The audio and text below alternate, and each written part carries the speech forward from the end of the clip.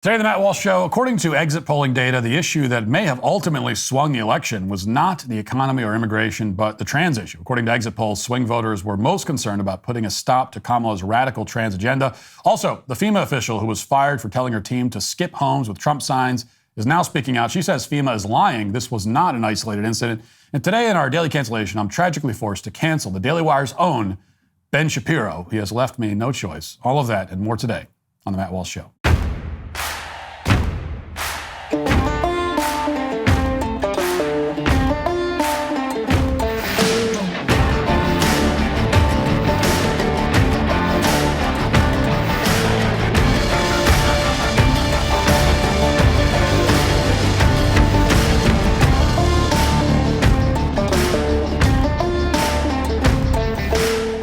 It's official. Am I Racist? The #1 documentary of the decade is now submitted for an Academy Award. That's right. It's submitted. Academy Award submitted officially. You can only watch Am I Racist with a Daily Wire Plus membership. Don't have one? Go to dailywire.com/subscribe and use code Trump for 47% off today. You know, a question I get a lot from my audience, especially after they've seen one of my movies, is how can I get into the conservative fight? Well, for starters, you need to be strategic about where your money is going. Most credit cards are funneling millions to left-wing causes and candidates, hoping you don't notice, but now you can align your spending with your values. Coin is America's first conservative credit card. That's COIGN.com. A portion of every transaction is donated to conservative causes and charities at no cost to you. Coin empowers us to get woke out of our wallets, and it's a good-looking credit card, too. Bright red with We the People on the front. Coin works everywhere. Visa's accepted and comes with 100% U.S.-based customer service and consumer protections. Thousands of patriots are earning cash back while fighting the liberal agenda. The demand for this card is so high that there's now a wait list. This is a movement. Be a part of it. Go to COIGN.com. To join the wait list, be sure to select Daily Wire in the How Did You Hear About Us section. Terms apply. Go to coin.com/disclosures for full details. Imagine being a strategist for the Democrat Party right now. You're tasked with conducting a post-mortem analysis of an election in which virtually every single demographic group in the country, in all 50 states, turned very sharply against you. Tens of millions of Americans ignored the endorsements of modern-day oracles like Taylor Swift and Queen Latifah and voted for the candidate that you've been calling a Hitler-loving threat to democracy. How do you even begin to catalog all of the various failures that led your party to this point? Up until now, the prevailing excuse in the Democrat Party has been pretty clear. As I've outlined before, many Democrats are happy to dismiss the entire country as racist and sexist. In fact, Hispanics are apparently racist against themselves.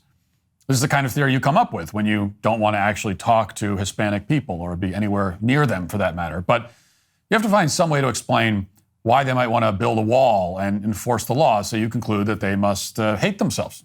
That must be it.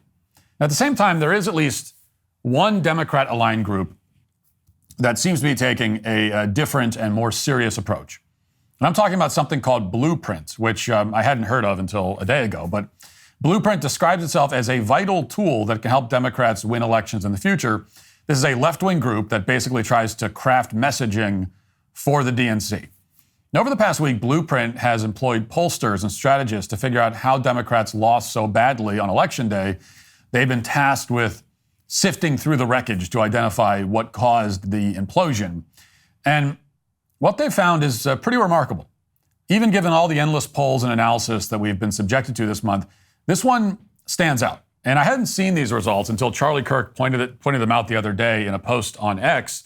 And he posted this chart of Blueprint's findings. It shows all the issues that voters cared about in this election, ranked by their level of relative importance. And they calculated this by asking voters to compare a bunch of issues in a kind of round-robin analysis. And as you can see, there are a lot of issues on the list. Voters had many options to choose from. And according to Blueprint's findings, swing voters who ultimately voted for Trump, meaning the people who determined the outcome of the election, were very unhappy with Kamala Harris's focus on transgender issues. In fact, Kamala's views on topics like transgenderism at the expense of substantive issues was the #1 most important issue on these swing voters' minds. So just so we're clear on the terms, Blueprint defines a swing voter as, quote, those who are undecided in the presidential race, have changed their voting preferences since 2020, voting Democrat in one election, Republican in the other, or are independents who either indicate they split their votes between Democrat and Republican, or who hold either favorable or unfavorable views of both Trump and Harris. Now, if you go to Blueprint's crosstabs, here's what they found specifically about this group of voters. Among swing voters who ultimately voted for Trump, the top reason for voting for Trump over Kamala was, quote, Kamala Harris is focused more on cultural issues like transgender issues rather than helping the middle class. So that was the single most important issue for these swing voters relative to all the others. The next most important issue was inflation, followed closely by illegal immigration.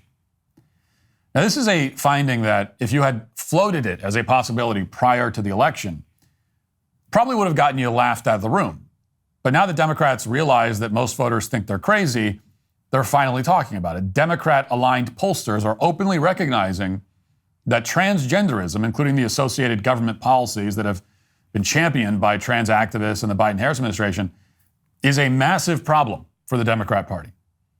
And yet this is a problem that, certainly at least in a pre-what is a woman world, if you go back to 2021 and earlier, it's something that very few Republicans wanted to touch. In fact, plenty of Republicans still don't really want to talk about this issue. It's an issue that for years I was personally ridiculed for pursuing and talking about and focusing on, including by many people on the right. Even among people who believe we're on the correct side of this whole debate, a lot of them still said that it was a waste of time to talk about it. It doesn't really matter. These people, they insisted for so long that so-called culture war issues are a sideshow, irrelevant distractions, supposedly. But they obviously aren't. As I've been arguing for years and years and years, they are not. The so-called culture war issues are the most important issues, including in elections. This is what people vote based on. Even more than the economy, more than anything, they vote based on this. Because culture is everything. It is the stuff that a nation is made of. And that obviously matters politically. People vote for culture.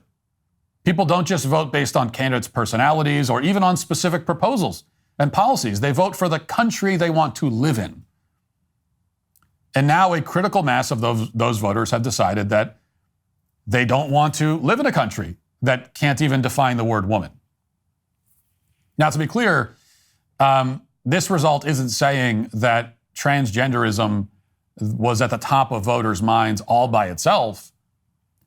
Instead, what this result reveals is that the trans issue is about much more than transgenderism. It's symptomatic of something larger and deeper, which again is something that those of us who have been fighting this fight for so long have been trying to say. This has been our point.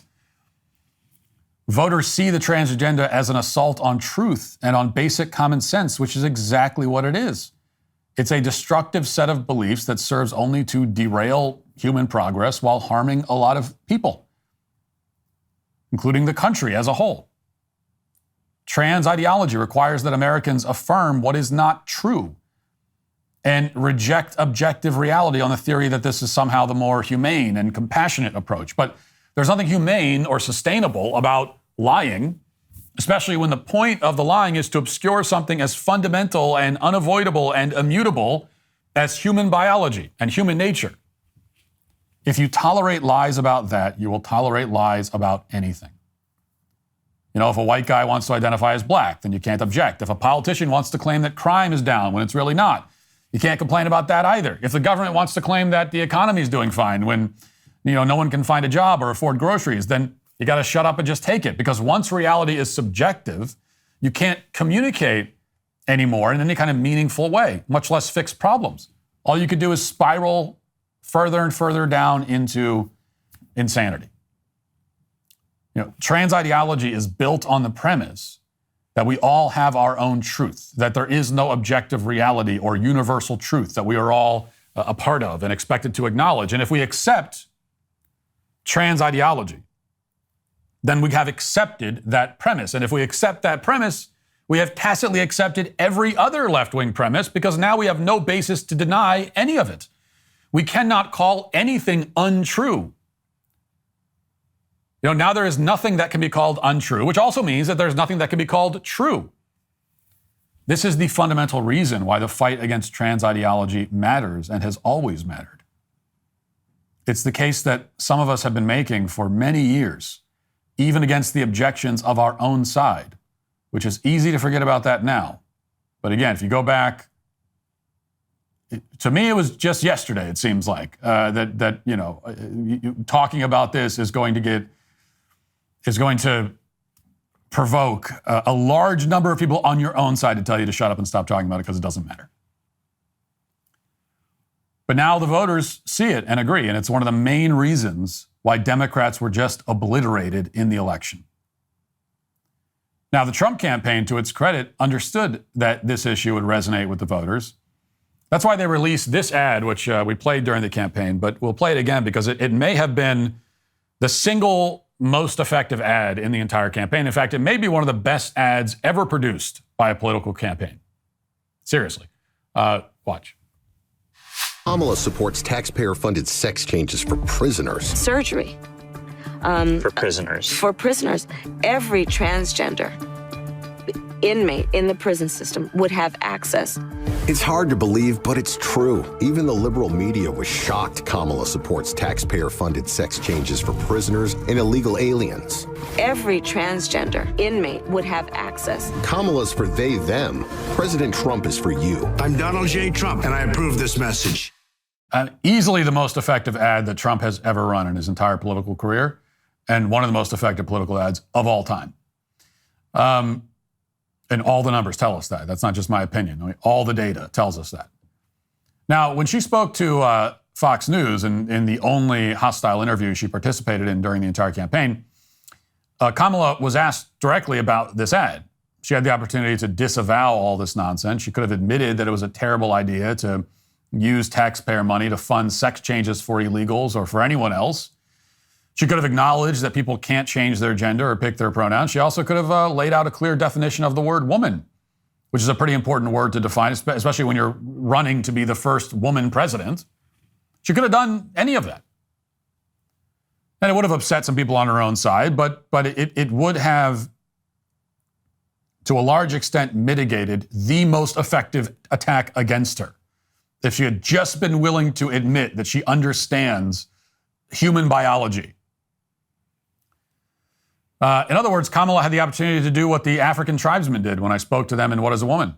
She could have laughed in the face of this absurdity, as anybody with common sense would do. She could have demonstrated to Americans that she's not going to surrender the federal government to a small number of radical anti-truth activists. But Kamala couldn't do any of that. She didn't do it. Instead, just so we remember, here's how she addressed this ad when Brett Baer brought it up. Would you still advocate for using taxpayer dollars for gender reassignment surgeries? I will follow the law, just as I think Donald Trump would say he did. You would have a say as president. Like I said, I think he spent $20 million on those ads, trying to create a sense of fear in the voters because he actually has no plan in this election that is about focusing on the needs of the American people. Whereas, at $20 million on that ad, on an issue that, as it relates to the biggest issues that affect the American people, it's really quite remote. How many people total in the entire country, are actually in favor of giving of taxpayer-funded sex change operations for convicted criminals? How many total people in the country are actually in favor of that? Could you scrounge together 5,000 people in the entire country who actually support that?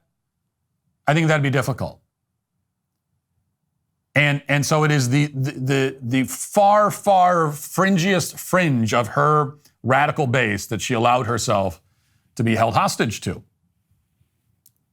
And she lost. You know, she mocks the Trump campaign in that clip for spending so much money on the ad. This is the candidate whose campaign raised $1 billion and ended up in debt by tens of millions of dollars because they hired a bunch of celebrity influencers who, it turns out, have no influence. Yet she's lecturing the Trump campaign on how they should have spent their money. She's upset at that. She's claiming that that arguably the most effective political ad of all time was a waste of money.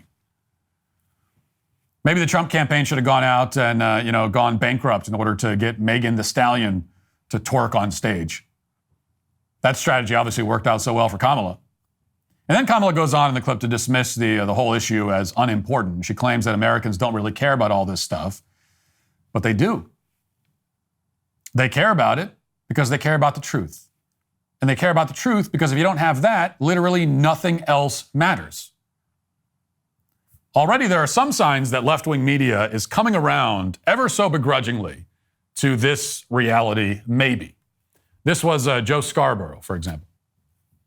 That's what I heard. And I didn't hear it from Republicans. I didn't hear it from Trumpers. I heard it from Democrats over the past 3 or 4 years. Their kids were afraid to talk in class and say something unpopular because they would be canceled. And it's an epidemic. Willie will tell you it happens in New York City schools. It happens in colleges. And all of this adds up to people going, come on, this is crazy. And, Mike, it's having an impact from, again, the trans ad to, the athletics. And by the way, as we've said on the show 1,000 times, Democrats should be smarter on the women's athletics thing. 85% of Americans oppose men transitioning after puberty and competing against women. And I'm not just saying this the day after the election. I've been saying this for years. This is not a hard call. You can show compassion. And you can show grace. And as the Republican governor of Utah said, let's figure out a way to do this. But one way we don't do this is by allowing men who transition after puberty competing against young girls who have been working their entire lives to be as good as they can be. And then they get destroyed in the pool, on the track, et cetera, et cetera, et cetera. Now, you can imagine how well this monologue went over among the various LGBTQ alphabet activist groups and publications. The Advocate, for example, wrote an entire article attacking Scarborough for this. They stated that, quote, if you voted for Donald Trump and against Kamala Harris because you had something against the trans community, you were beyond an outlier. You were not even a blip on the radar. So why are people like Joe and Mika callously targeting the trans community for Harris's loss? And why are they doing it so brazenly? Instead of discussing the real reasons why Harris lost to Trump, they trash innocent human beings, the most vulnerable in society. So again, they assume that this is a fringe issue when it obviously is not. And they don't think it is either, by the way. I mean, they say that now as a cope. But these are the Advocate is an LGBT news public. This is all they talk about. Like literally, these issues are the only thing. Their whole publication is dedicated to it. And here they are saying it's a fringe issue. So you're admitting that you're fringe? No, they don't think it's fringe. They don't want it to be fringe. They have made sure that it's not fringe. They are the ones, left-wing activists and these kinds of... They have taken these issues and put them in the center of the culture. Now they say that voters who are tired of the trans nonsense are a blip on the radar. But the truth is, as this Blueprint poll demonstrates, it's not a blip.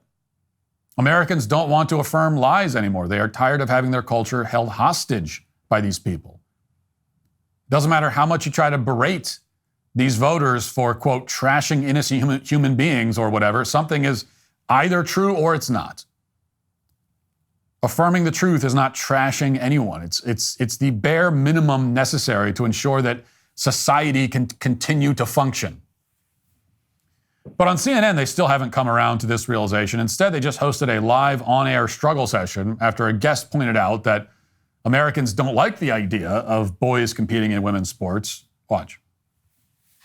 I think there are a lot of families out there who don't believe boys should play girls' sports. They're not boys. I'm not going to listen to transphobia at this table. I am not going to listen to you call a trans girl a boy. Are you going to allow me to finish my explanation? When you use a word that's a slur, I'm going to interrupt. That's not how it is. They're not boys. They're not boys. They're not playing girls' softball. I'm not going to sit there and listen to that. Let's reset for a second because, look, this is a really heated issue, right? And Sharmichael, I know you. I know that you understand that people have different views on this. I think out of respect for Jay, like, let's try to talk about this in a way that is respectful. Okay, so let me rephrase this since I'm being targeted here. I don't hear that. No, just to be clear, you are not being but targeted. I am, but it's okay. I'm specifically saying that I know that you are not intending to be transphobic. He should know that I'm not. But he wants to sit here and bloviate. I'm saying you're using a phrase I want to that give you an opportunity. So the way regular people interpret it, that's not which is why regular those people. ads were That's not regular people. There's no consensus that these are actually boys. This whole thing about trans girls is a canard. We're talking about a tiny, tiny sliver of the population. So those people, the pro-trans guy, the white guy, Jay Michelson is his name. The other one is Shermichael, I forget the other guy's name, Shermichael Singleton, which they both sound like made-up names, don't they? They sound like the names you would put on a fake ID when you're 17 years old. But anyway, Jay Michelson, that guy, okay, this is the guy. Like, this guy, if you're a Democrat and you're wondering who to blame, him. And not just him, but like him and his people and everything they represent. Okay, your party allowed itself to be taken hostage by those people, like, sometime 10 to 15 years ago. You had a chance 10 to 15 years ago, right, when the LGBT extremists and the trans extremists came along and said, everything's about us now. You have to surrender reality to us. You have to pretend you don't understand basic reality that you've always actually understood and that all humans have understood since the beginning of time. You have to surrender all of that to us because it makes us feel bad. When those people came along and said that 10 to 15 years ago, you had a chance to say, no. Okay? No, we got other things we're doing over here, and we're not going to surrender it all to you. Who the hell are you? Oh, sorry, I'm not going to tolerate having someone call a boy a boy. I don't give a what you tolerate. I don't care how you feel. What do I care? You can feel however you want. Go cry in a corner. Go cry in a corner. Go ahead. Doesn't matter. I'll laugh at you. I'll laugh at your tears. That's what I'll do. So you had the chance, if you're a Democrat, to say that 10 to 15 years ago. If you had done that, who knows what world you're living in now? Who knows? But you didn't. You let that guy take over, and he's holding all of you hostage. And he is the reason. Him and everything he represents is the reason why your party is in shambles right now. And you deserve it. You deserve all of it. This guy who now says it's a slur to refer to a boy as a boy. A slur. It's a slur to say of a boy, he's a boy. If a 12-year-old boy says he feels like a girl, you don't get to substitute your bigoted opinions for the well-informed judgment of a preteen, is what he says. Who do you think you are? All you could do is just nod your head and ask a doctor to pump his body full of sterilizing hormones. This is the position of CNN, really. It's also the position of not just Jay Michelson, but also the woman hosting the show. But it's the position of a vanishingly small amount of the electorate. Now, that clip goes on for a while, by the way. The first guy says something that's obviously true, that boys are competing in women's sports, and they shouldn't be, and then gets relentlessly heckled for it. He's eventually told that the American Medical Association says that children can change their gender, so therefore, you don't get to have an opinion on the topic. You have to accept their judgment, or else you'll be banned from CNN, just like the last guest who tried to speak his mind on the same panel. This is the divide that Democrats are experiencing right now as a party. This is the choice they have.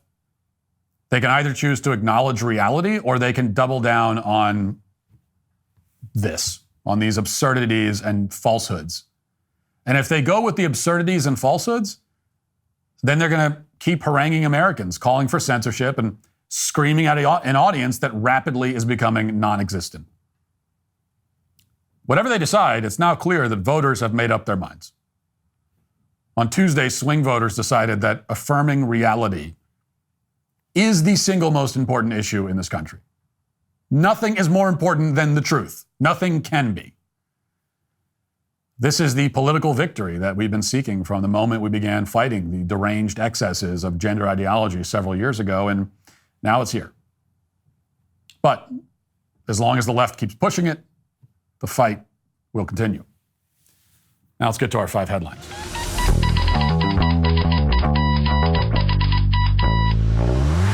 Let me tell you about a looming threat to our constitutional republic that the mainstream media won't cover. The radical left is plotting a Supreme Court coup, and they're not even trying to hide it anymore, folks. These progressive ideologues want to eliminate the court's conservative majority by packing it with their own hand-picked justices.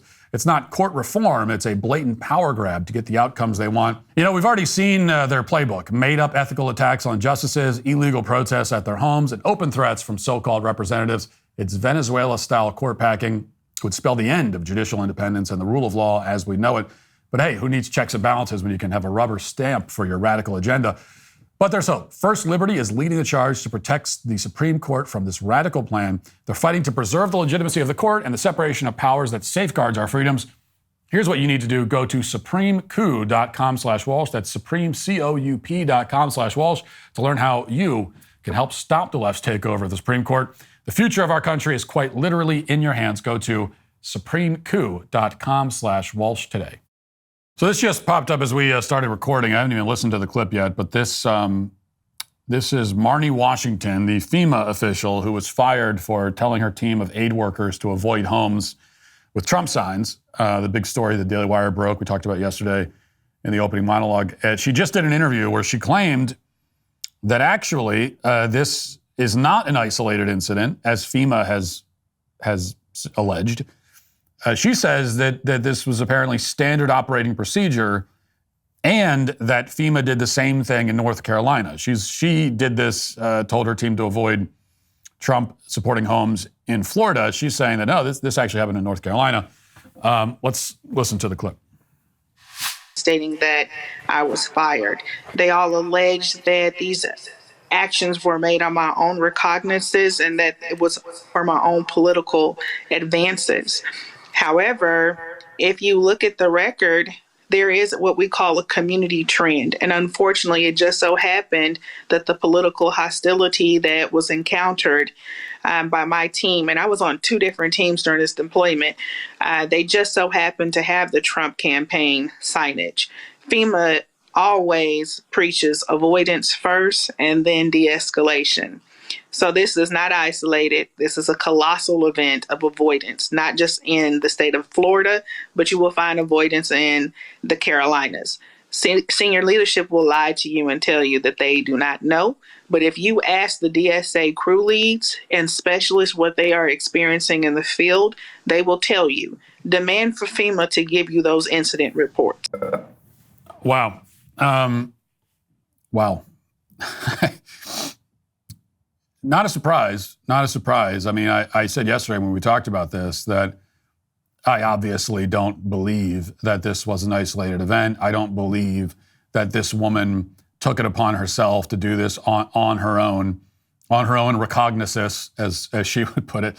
I don't think that. Now, that doesn't mean that she should be fired, and she should be prosecuted, but not just her. You know, Trump needs to get in there and clean out the entire agency and fire everybody in leadership and prosecute them. That's what needs to happen.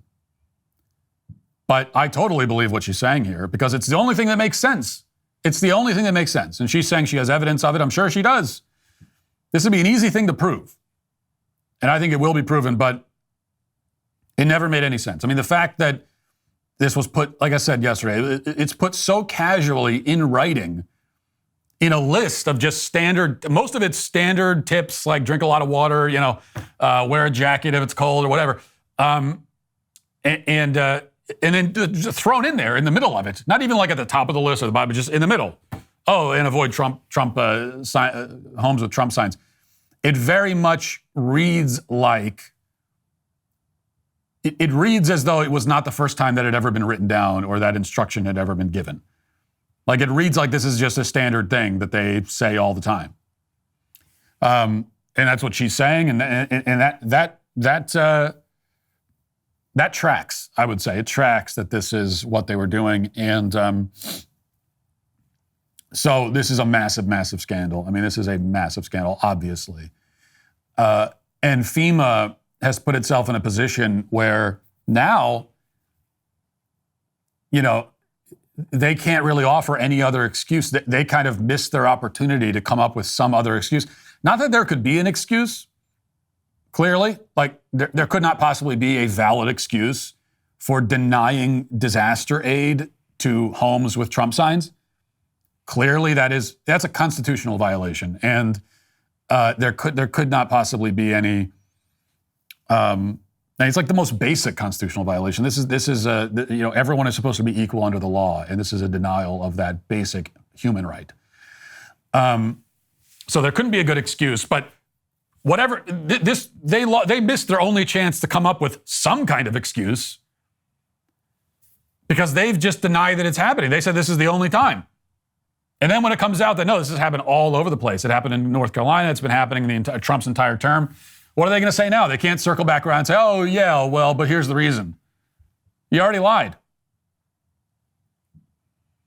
And I expected the excuse that she kind of offers there is what I expected the excuse to be. And it's bullcrap. It's bogus. But she says that we avoid them, and I think she gets into this more in the interview beyond just that clip. But she says that she claims that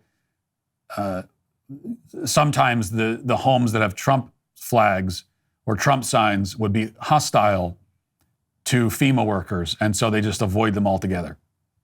That's the claim. And I figured that would be the excuse. It'd be something like that. Like I said, FEMA's already, if that was going to be their excuse, too late, because you claimed it wasn't happening. In fact, you acknowledged already that it's a major violation. It's a horrible thing. You acknowledged that in your statement and said that this is the only time it's ever happened. So this is the excuse that she's giving. And as I said, it's completely bogus, obviously.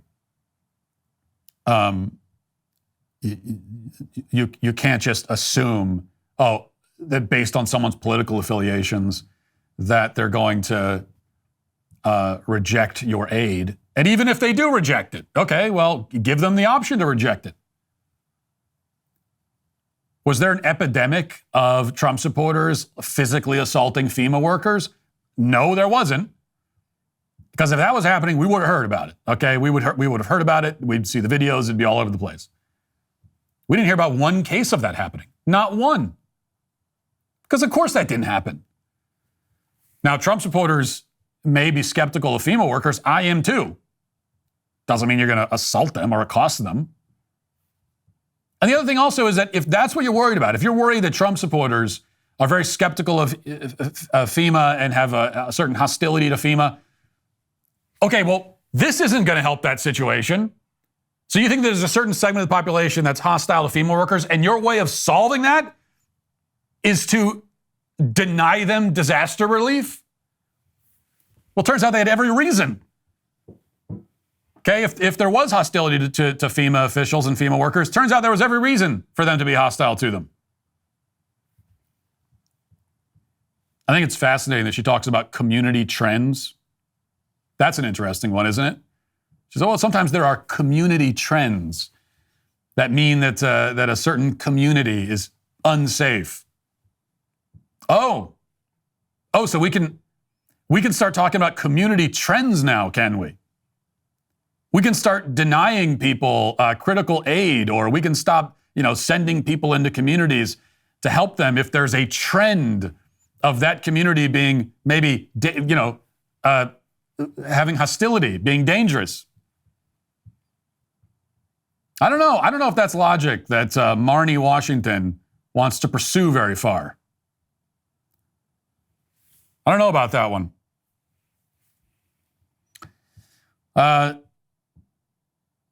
Here's some good news. It's now official. The Hill reports Republicans are projected to keep control of the House of Representatives, handing the party total control of Washington with President-elect Trump back in the White House in January. Decision Desk HQ projected the GOP would hold the House by winning its 218th seat on Monday, the number needed for a majority in the lower chamber. The result's a major win for Speaker Mike Johnson, who skyrocketed up from obscurity to lead the House GOP. So they've won the House. So that's it. Republicans will control everything: the House, the Senate, the presidency. Great news. Cause for celebration. Let us rejoice and be glad. This also means that we need to hold these people accountable, and that's very important. We need to be absolutely ruthless and uncompromising as conservatives we need to make it clear to Republicans in Congress and Trump himself, that failure is not an option. You have 2 years to accomplish everything that you said you would accomplish. This is the window. And there probably won't be another 2 years. And you talk about trends, like the trend for several presidential terms in a row now is that, very often the party that controls the White House ends up, losing in the midterms, ends up losing seats in the midterms. So, and there's every reason to think that will happen again. I mean, we don't know, but you certainly can't. We can't assume that there will be another 2 years after this too. You can't assume that. You have to. So just operate under the assumption that these are the only 2 years you're going to have to move forward your agenda without really any way for the Democrats to obstruct it. I mean, they'll try to obstruct it, but now's the time to do it. And you have to do it. You have to exploit this window. Failure is not an option. Let's not forget that this exact thing happened in 2016, and Trump did not win by such a significant margin in 2016, but he did win, and Republicans took control of Congress. And what was achieved in that 2 year window? Not a whole lot. I mean, there were some tax cuts, but not much else. It was not a very productive time. It would be hard for anyone to argue that they effectively or efficiently or sufficiently used the power that they had been given. And the same thing cannot happen again. It just cannot. So we can celebrate and be happy, and we should, but then you got to hit the ground running. And there's not going to be any, I don't want to hear from any conservatives that, hey, just give them time, let's be patient and give them time. Nope, not going to be patient. Not giving you time, not going to be patient. You got to start stacking the wins right away. Because there isn't time. Okay, there's not, we have no time. We have only the smallest blip of time, and you've got to use it. So that has to be our attitude, and this is the burden that comes with winning. Winning is great. I, in fact, am not tired of winning. I don't think I could ever get tired of it. I much prefer winning to losing, but winning comes with obligation. Losing doesn't. That's why Republicans were so comfortable losing for so long. In the pre-Trump world, Republicans were perfectly happy to lose. And they lost all the time, and they were happy to lose. And because it meant that they didn't have to do anything. To be the minority party in D.C., to be a Republican in a government controlled by Democrats, kind of a sweet gig, really. At least that's how many of them seemed to view it for so long before Trump, because they had all the prestige of being elected officials, but they weren't expected to really do anything. They could play the role of the opposition, make fiery statements on cable news and all of that, but not actually do anything because they weren't able to. So they had an excuse. Nobody could blame them for failing to advance their agenda because they couldn't advance it. They had no power. But now that's changed. And having power means having expectations. Power makes victory possible. It also makes failure possible. Because now you're out on that tightrope. You're over the precipice. And if you fall, it's going to be ugly. That's why responsibility is a scary thing. Because now we expect something from you. And we do expect something. We expect a lot. It's like when you're the backup quarterback sitting on the sidelines. Kind of nice because you're not playing, but that means you can't screw up. The fans can't be mad at you. You can't be embarrassed or blamed for a loss. Nothing is your fault. You get to sit there kind of like telling yourself that if you were on the field, the team would be doing so much better, but you never have to prove it. You can just sit there. But what happens when the starter goes down with an injury and the coach puts you in? Now you have the opportunity to be the hero. You could throw a game-winning touchdown and achieve football immortality, but you could also fail badly. And now it's real. Now you've got the linebackers chasing you down, and you got to make the throws into the tight windows. And now, if to use Tim Walz's phrase, if somebody runs a pick six, quote unquote, it'll be your fault. And that's the burden of being on the field, of being in the game. And now Republicans are, they're in the game now. You know, you're on the field. You're the man now, and you gotta come through. You just have to. All right, Trump had a big announcement a couple of days ago as he starts unveiling what he is saying his first few weeks in office will be, and so far, it all sounds great to me. So here's one plan that he's says he's going to put in place.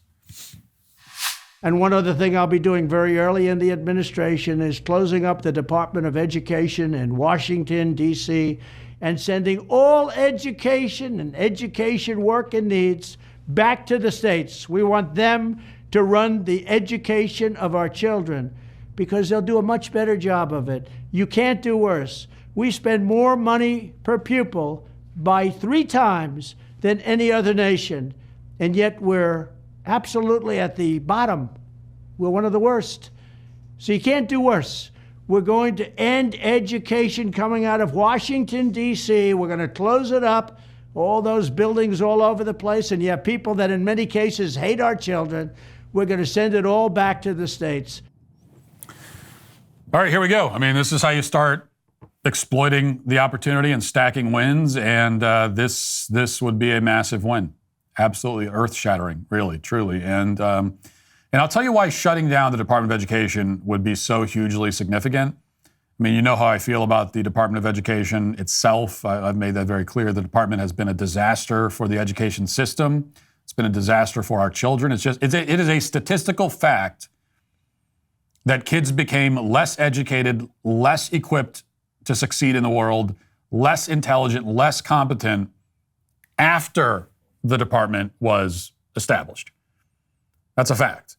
There is no evidence. There's no evidence at all that the department has succeeded in enhancing education for anyone.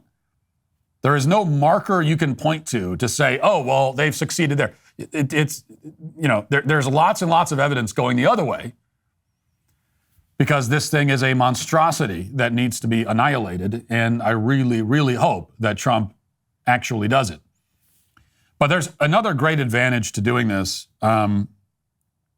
which is that I think it will help Americans to start thinking differently about the federal government. This would be a kind of tip of the iceberg moment for the American people. Because look, there's no question that if Trump actually does this, there will be panic at first in the public. I mean, that panic will obviously be intentionally drummed up by Democrats and by the media, but it will be drummed up successfully. And some people, probably a lot of people, will fall for it at first. And you've got to be ready for that. You know, they're going to think about how the left reacted to Republicans saying that they don't want gay porn books in schools. And they called that a book ban, right? And they had some success with that narrative, some success. Well, take that times a million, okay, when you abolish the Department of Education. The way the left and the media is going to tell that story and explain what's happening. Obviously we know what they are going to say is that abolishing the Department of Education means that you're abolishing education. That education itself has been abolished by Donald Trump. That's what they're going to say. And you know, some people will fall for that. They just will. And so there's going to be an outcry at first.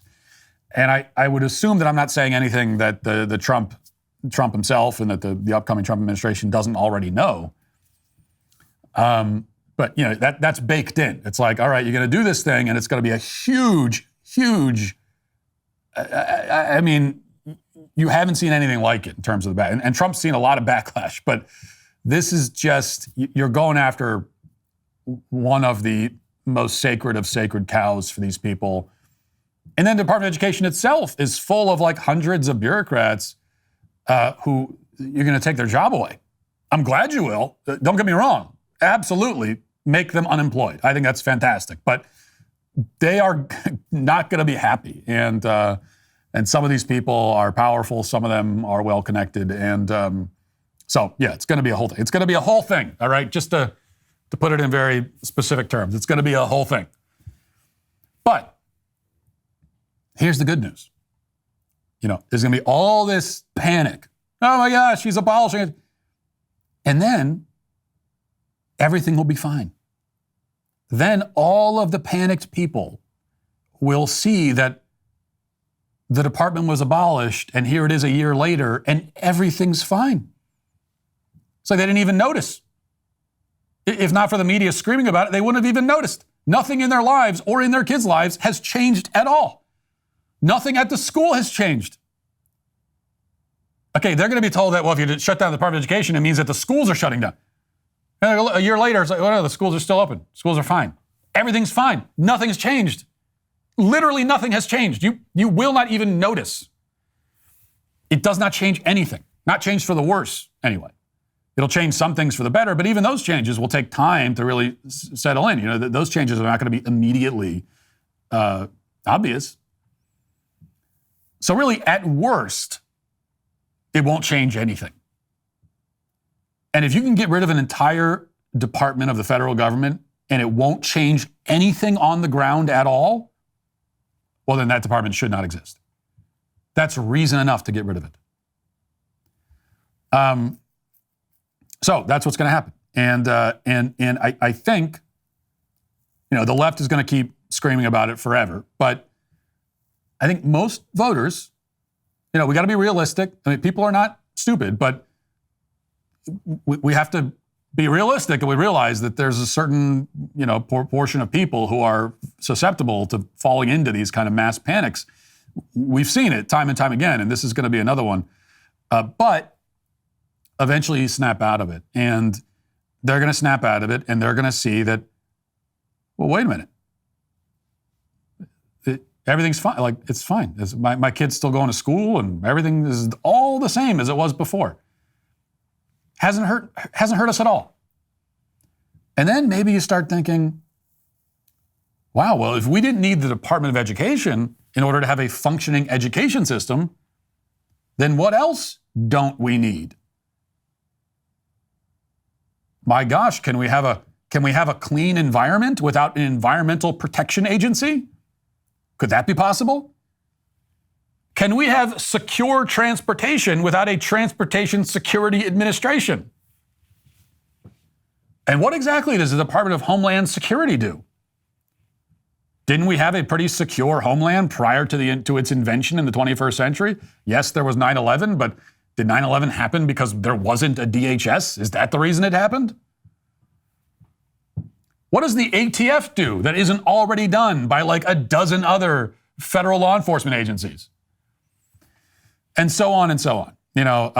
These are the questions that maybe people start seriously asking themselves when they see how utterly and totally expendable the Department of Education actually is. This is the dirty little secret that is not much of a secret to some of us about the federal government, is that so many of them, the job only exists for its own sake. It exists to be a job that someone is doing and getting paid to do. It exists to justify its own existence. And truly, you could go in and wipe out 50% of the federal government, cut them tomorrow, and it would not affect anything on the ground for the vast majority of people. That is the truth. And they know it. All these people know it. People that work in the federal government know it better than anybody. Which is why if you ever talk to someone who works in the federal government or has worked in it and is honest about it, they're going to tell you, like, yeah, I did a job and there was like 10 other people in my office who did the same job, and like it was like one job for 10 people. That's the whole government is like that. So, which is why they are so desperate to stop anyone from actually making any serious cuts, because they know that once that starts happening, people are going to start to realize how useless these people really are. And so, you got to start somewhere, and I think this is a great place to start. Men, have you heard of Rose Sparks? This dual-action prescription merges the powerhouse ingredients found in generic Viagra and Cialis, sildenafil and tadalafil, into one formidable treatment But it's not merely about the ingredients in the medication, it's how you're taking it. That's why Rose Sparks are designed to dissolve under your tongue.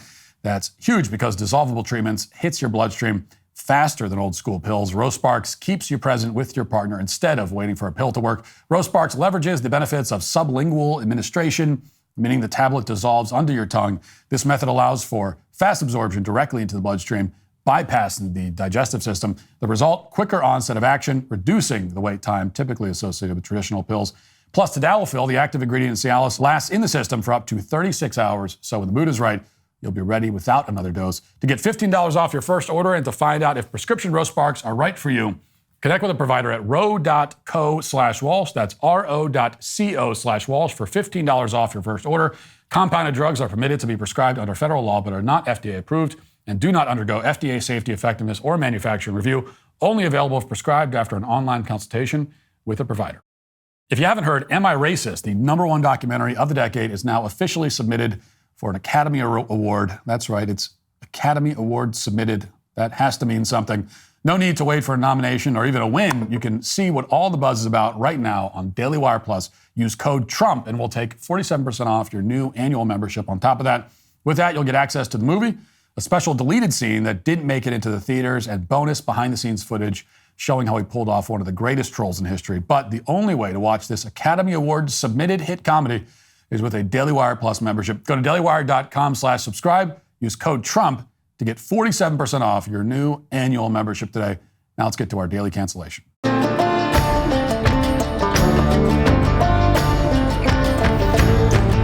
Over the weekend, I was callously attacked in a YouTube video by a notorious far-right extremist by the name of Ben Shapiro.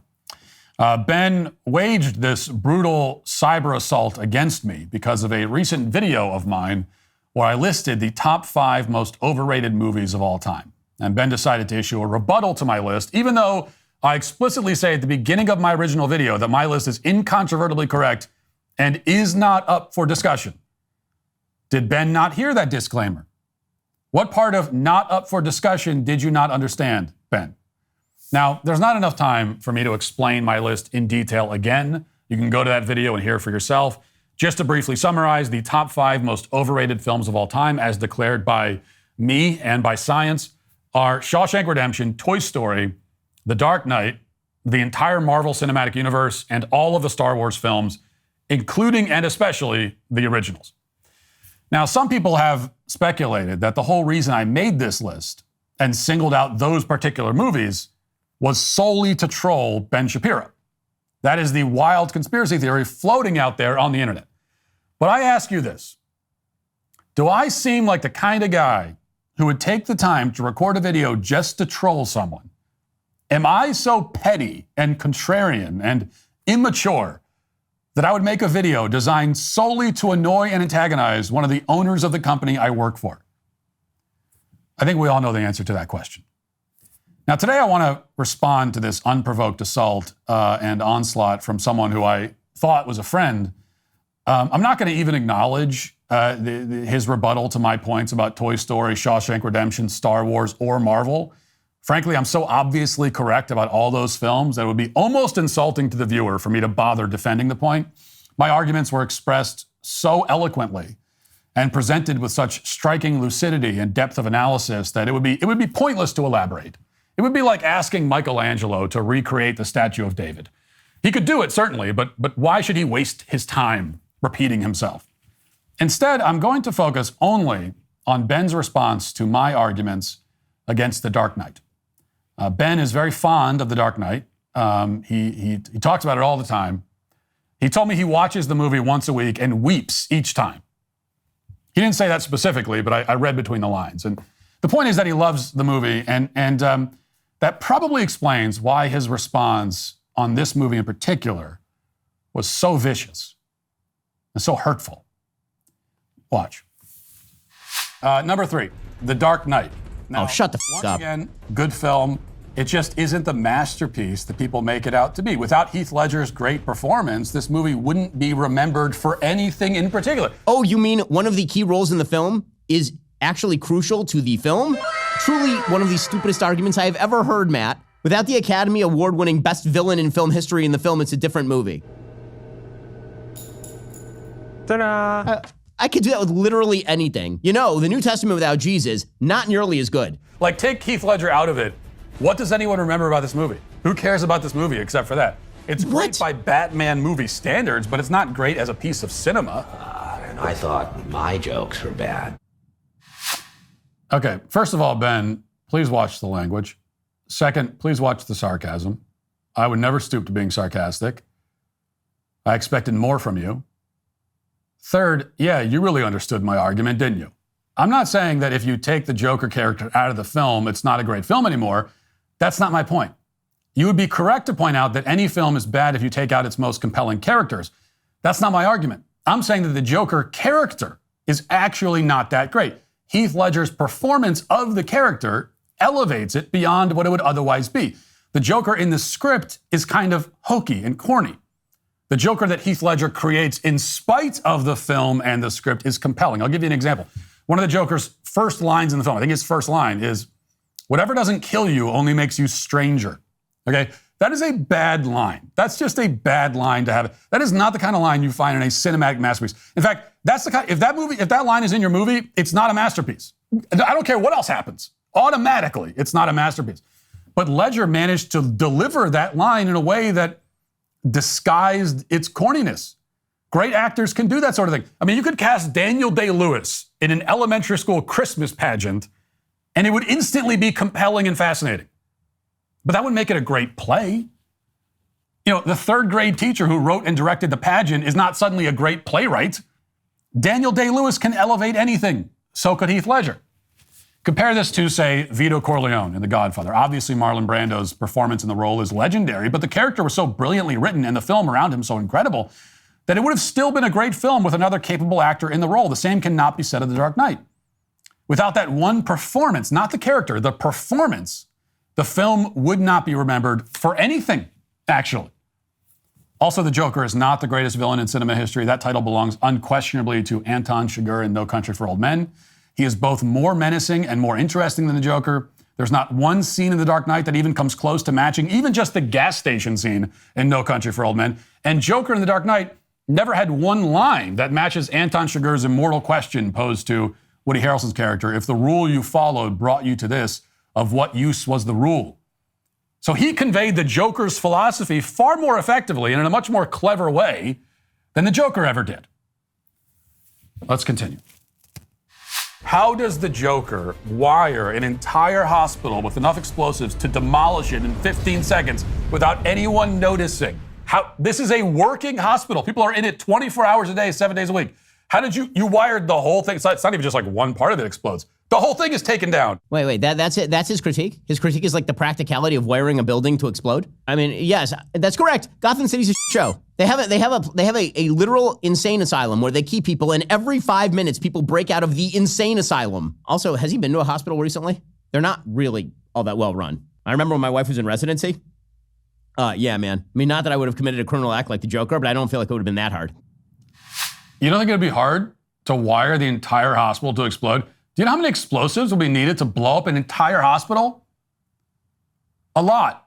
I don't know exactly how much. I started to Google it, but then I realized that I might be putting myself on an FBI watch list with a Google search like that. Of course, I'm probably already on an FBI watch list. In any case, this is a massive demolition project that would take many hours to complete. Even with lax security, it just isn't close to realistic. Now, I know you might say, well, it's a Batman movie. It's not supposed to be realistic. You can't have it both ways, Ben. You can't tell me that it's this gritty, mature, Oscar-worthy Batman film, but then also insist that it's just a silly superhero flick, so it doesn't matter if it's not believable. Which is it? You can't just hide behind Gotham City's show. No, this movie is a show. The script is a show. You, sir, are a show. Now, the movie hopes that you won't notice that problem because you'll be distracted by, like, the moment in the hospital when Joker shows up in Two-Face's room wearing a surgical mask and isn't noticed by Two-Face until he takes the mask off. But even with the mask on, you could still tell that he has white face paint and black paint around his eyes. So how did Two-Face, the criminal genius, not notice that? Well, maybe it's because Two-Face isn't a criminal genius in this. He's a villain for about a half a scene. and then he's dead. It's like Christopher Nolan forgot to include Two-Face. They're about to put the movie out. It's like a week and the movie's going to come out, and someone says, whoa, we forgot, we're going to put Two-Face in this thing. Oh, yeah, then they got to go back. What are you talking about? That's the entire character arc of Two-Face. Doesn't change anything in the movie at all. No, what? Are you kidding me? Are you kidding me? Stop it for a second. Just stop it. That's so...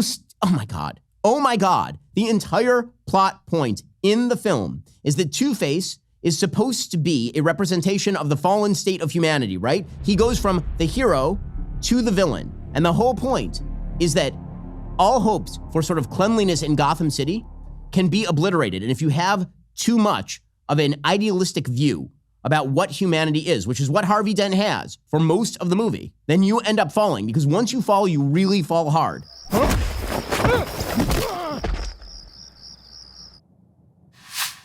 Oh, was that the message? Wow, how profound. Sometimes good people become bad people. Amazing. Christopher Nolan, again demonstrating his profound understanding of the human condition with this insight that my 5-year-old daughter could offer. Yes, I understand that Harvey Dent had an idealistic view of humanity and then ends up becoming everything he was fighting against. I get that. How could I not get it? Nolan beats you over the head with that message over and over again. The whole movie is just Christopher Nolan bashing you in the skull with a 2x4, screaming his philosophical ideas at you. Each character takes turn giving speeches for the entire movie. The whole movie is just like one speech after another. We freaking get it, okay? I get it. I get it. This is a problem in Nolan films. You know, the same thing happened in Interstellar. I went to that film excited to watch a movie about space exploration. I didn't realize I'd have to listen to Anne Hathaway drone on about the transcendent power of love for the entire trip to Jupiter or wherever they were going. The Dark Knight isn't quite as bad as that, but it's still pretty heavy-handed. Now, the problem is that the characters spend so much time giving speeches that they forget to be actual characters. Harvey Dent flips like a switch from super good guy to super bad guy with almost no runway in between. Not to mention those burns on his face would be fatal, okay? He would not still be alive like that. There's just no way somebody survives having half of their head melted away. Okay, Nolan was so obsessed with having everything look realistic that he actually ended up with a Two-Face that was less realistic than the one from the cartoons. In fact, I would go so far as to say that the Batman animated series from the 90s not only had a far superior Two-Face character, but was all around in every way a superior product to Nolan's version. Indeed, I would also say that the 90s cartoon Batman is the best thing Mark Hamill ever did. I can't think of a single other thing Mark Hamill starred in that would match the Batman cartoon. These are not just opinions that I'm coming up with right now on the spot to annoy you even more, or if they are, I also think that they might be kind of true, potentially. Anyway, I think I've made my point. I don't want to make the same mistake Christopher Nolan made in The Dark Knight by repeating myself over and over again. I don't want this segment to run long like The Dark Knight did at a punishing runtime of 2.5 hours. You know, I realize 2.5 hours is downright efficient by Nolan standards. I tried to watch Oppenheimer. It took me 7 weeks watching it for an hour a day to get through half of it. And I'm not even exaggerating. And I gave up. But the runtime is even more unforgivable for a Batman movie, okay? There is no excuse for a movie about a superhero in a rubber costume running around doing karate against the bad guys to go longer than 85 minutes. 90 minutes at the absolute most. Nolan only had 90 minutes of story. The additional hour consisted of each character delivering the State of the Union address. It's 90 minutes of story and an hour of speeches. That's why I could even argue that Batman Forever, starring Val Kilmer, was better than The Dark Knight. At least it got to the point much quicker, and it had a better Two-Face. But the worst Two-Face of all is you, Ben. I am still in shock that after all this time working together, you would attack me so savagely. I'm both horrified and offended by this unprovoked assault. But more than that, I'm disappointed. Your video was the most disappointing thing I've seen since The Dark Knight. And that is why both The Dark Knight and you, Ben Shapiro, are today canceled. That'll do it for the show today. Thanks for watching. Thanks for listening. Have a great day. Talk to you tomorrow. Godspeed.